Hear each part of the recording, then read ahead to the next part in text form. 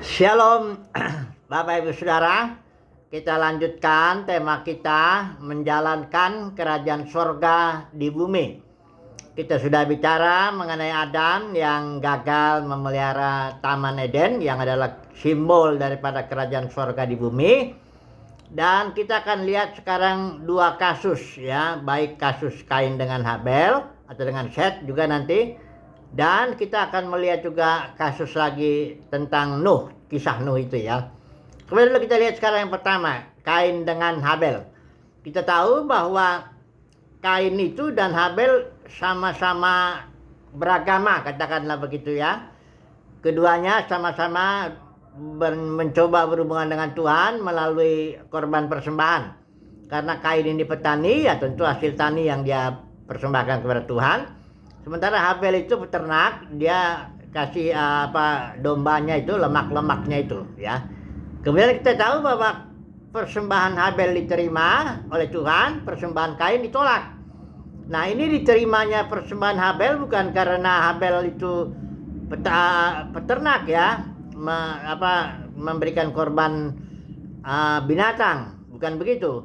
Karena di kitab Ibrani dibilang Habel itu seorang yang berkenan kepada Tuhan karena dia beriman. Ya, jadi imannya Habel inilah yang membuat Habel diterima. Sementara Kain, kalaupun dia melakukan ritual korban seperti itu, tapi dia tidak mempunyai iman. Dan juga dia jahat sih memang ya. Dan dia membunuh adiknya. Nah, tapi saudara lihat bahwa Kain ini seorang yang katakanlah beragama, begitu ya, melakukan ritual keagamaan. Dia itu juga orang yang berhasil ya. Saudara lihat nanti ke Kain, nanti dia membangun kota, dia punya anak, membangun kota yang namanya, kota itu dinamakan sesuai dengan nama anaknya, Henok ya. Nah, kemudian dari Kain ini, dari keturunan Kain itu ada peradaban manusia itu berkembang. Misalnya di sini dikatakan ada itu melahirkan Yabal. Yabal ini keturunan Kain itu dialah yang menjadi bapa orang yang diam dalam kemah dan memelihara ternak ya, peternakan, perkemahan ya. Ini mulainya dari keturunan Kain. Kemudian juga nama adiknya katanya Yubal. Dialah yang menjadi bapa semua orang yang memainkan kecapi dan suling, ya, entertain ya, pemusik ya. Kemudian dari keturunan Kain juga ini ada satu lagi, Tubal Kain namanya, bapak semua tukang tembaga dan tukang besi, perindustrian. Jadi peradaban manusia itu dikembangkan berasal dari keturunan Kain.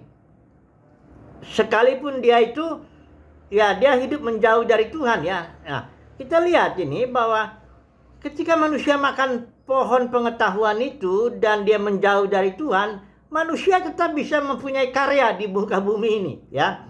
Ini kita pegang aja dulu ya. Karena nanti kita melihat bagaimana orang kalau menjalankan kerajaan sorga di muka bumi, bukan yang utama, bukan karya-karya yang kelihatan dengan mata dulu, bukan.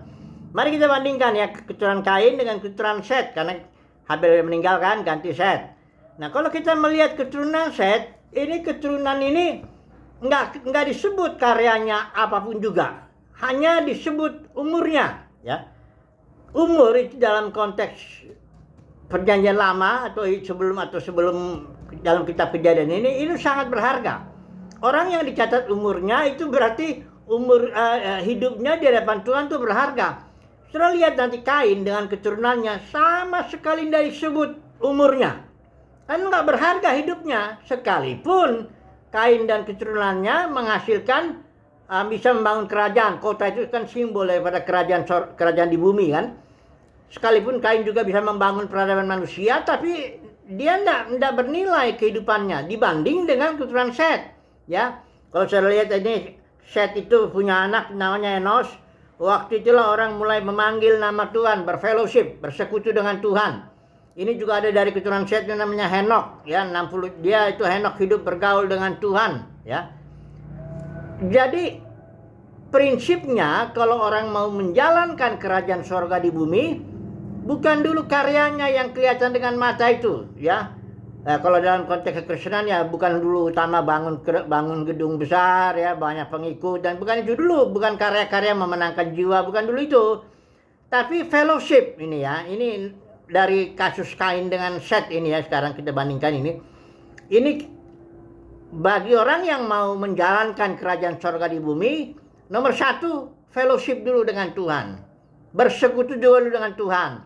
Beriman dulu, seperti Habel itu, beriman dan bersekutu ya itu saling terkait ya. Bukan dulu berkarya seperti keturunan Kain ini ya. Walaupun dia menjauh dari Tuhan, tapi karyanya ada ya. Tidak begitu dulu. Kalau orang mau menjalankan kerajaan sorga di muka bumi, nomor satu yang utama prinsip iman dan prinsip bersekutu. Itu dulu ya.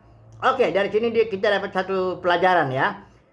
Bahwa kalau kita mau menjalankan kerajaan sorga di muka bumi, kita harus belajar bersekutu dengan Tuhan dan belajar menjalankan iman yang ada. Oke, sekarang kita lihat kasus Nuh ya, langsung kita masuk ya. Nuh ini kita tahu bahwa ketika itu dikatakan di sini kejahatan manusia bertambah karena di situ dibilang anak-anak Elohim kawin campur dengan anak-anak manusia. Kita nggak usah nafsirkan jauh-jauh anak-anak Elohim itu malaikat ya, karena malaikat itu ndak kawin-mengawin ya. Kita ambil yang sederhana, prinsip simplicity ya dalam menafsirkan firman Tuhan, yaitu bahwa anak-anak manusia itu adalah keturunan Kain, sementara anak-anak Elohim itu keturunan Set. Ya, mereka akhirnya kawin campur ya. Sehingga terjadilah kejahatan manusia itu jadi bertambah karena kawin campurnya itu. Kecuali Nuh. Ya, Nuh itu tidak kawin campur. Itu sebabnya dia dibilang dia tak bercela di antara orang-orang sejamannya. Bukan sempurna Nuh itu, tapi dia tidak bercela di antara orang-orang zamannya. Artinya istrinya Nuh itu keturunan Set juga ya.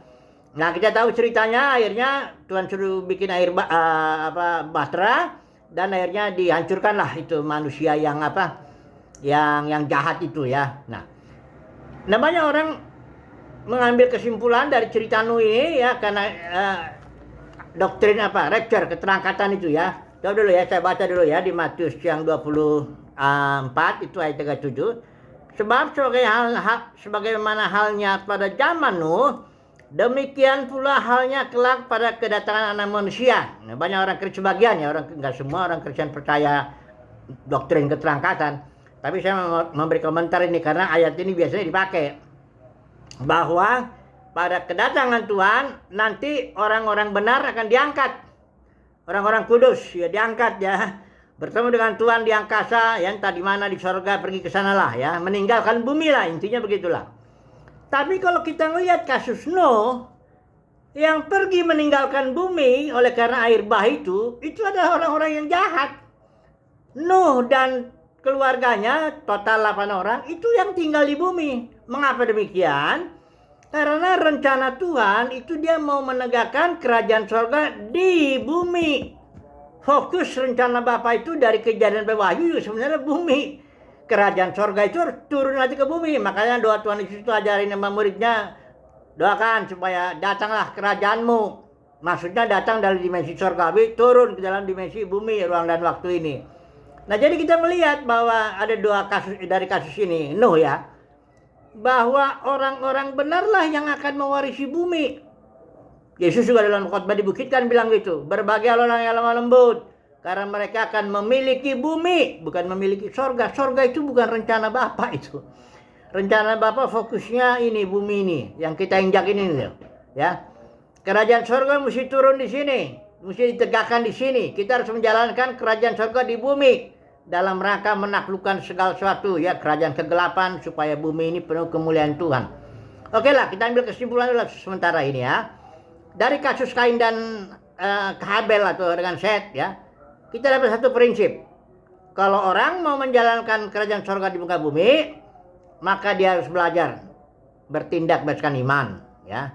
Kedua, dia harus belajar berfellowship, bersekutu dengan Tuhan. Itu ya. Kemudian kalau dalam kasus Nuh ini ya, kalau kita jangan punya pikiran-pikiran mau diangkat dari bumi lah ya. Kita berdoa supaya kerajaan surga ini datang ke bumi, bukan kita yang lari dari bumi ini pergi ke surga nun jauh di sana, bukan begitu ya. Kita lah yang harus menghadirkan kerajaan surga di bumi ya. Jangan kita lah yang kabur-kabur. Kita sudah menjadi, kalau orang kita percaya Tuhan Yesus, kita sudah menjadi warga negara surga. Kerajaan surga sudah dalam batin kita. Tinggallah kita bagaimana mengekspresikannya dan menegakkannya di bumi. Jadi begitu ya dari dua kasus ini. Semoga kita menjadi orang-orang yang belajarlah ya, mendapat kasih karunia untuk belajar menjalankan kerajaan sorga di bumi ya, dan menegakkan kerajaan sorga di bumi ya. Haleluya, amin.